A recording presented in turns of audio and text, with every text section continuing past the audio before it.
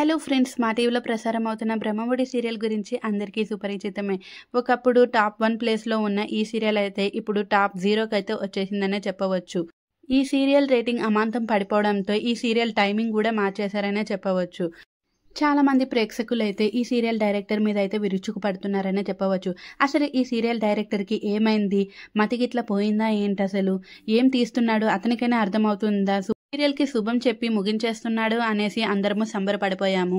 స్వప్నకి పాప పుట్టేసింది, తాతయ్య కొమ్మలకెళ్ళి వచ్చేశాడు, రాజు 100 కోట్ల కేసు నుంచి తప్పించుకున్నాడు, ఇవన్నీ అయిపోయి ఇంకా సీరియల్ అయితే ముగించేస్తున్నాడు అనేసి మనం అయితే పండగ చేసుకున్నాము. కానీ డైరెక్టర్ మాత్రం మీరు ఎలా పండగ చేసుకుంటారో నేను చూస్తా అన్నట్టు సీరియల్ని అయితే మళ్ళీ కంటిన్యూ చేయడం అయితే స్టార్ట్ చేశాడు. అనామికను అయితే జైలుకి అయితే పంపించేశాడు. ఇంకా సీరియల్లో విలన్స్ ఎవరు లేరనేసి డైరెక్టర్ అయితే కొత్త ఆలోచనలో ఉన్న సంగతి మన అందరికీ తెలిసిందే. ఒక్కసారైనా ఈ సీరియల్లో రాజ్ కావ్య సంతోషంగా ఉన్నట్టు ఒక్క సీన్ పెట్టలేదు. రాజ్కి కావ్యకి ఎప్పుడు ఏదో ఒక సమస్యలు తెచ్చి పెడుతూనే ఉంటాడు. అలాగే రాజ్ ఎప్పుడు మొహం మడుచుకునే ఉంటాడు.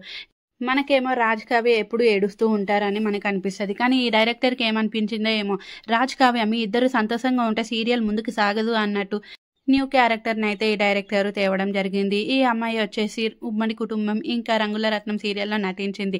సీరియల్ డైలీ చూసిన వాళ్ళకైతే ఈమె తెలిసే ఉంటుంది. ఇంకా ఇది చూసిన ప్రేక్షకులైతే ఒరే డైరెక్టర్ ఎవర్రా నువ్వు, అసలు ఇలా తయారయ్యావు, సీరియల్ ముగించేరా బాబు అంటే ఇంకా కొత్త క్యారెక్టర్ని తెచ్చావు, ఈ రాజ్ కావ్యాల మీద చిచ్చు పెట్టడం ఎందుకురా నాయన, సీరియల్ ముగించేయకుండా అనేసి ఇంకా డైరెక్టర్ని అయితే తిట్టుకుంటున్నారు.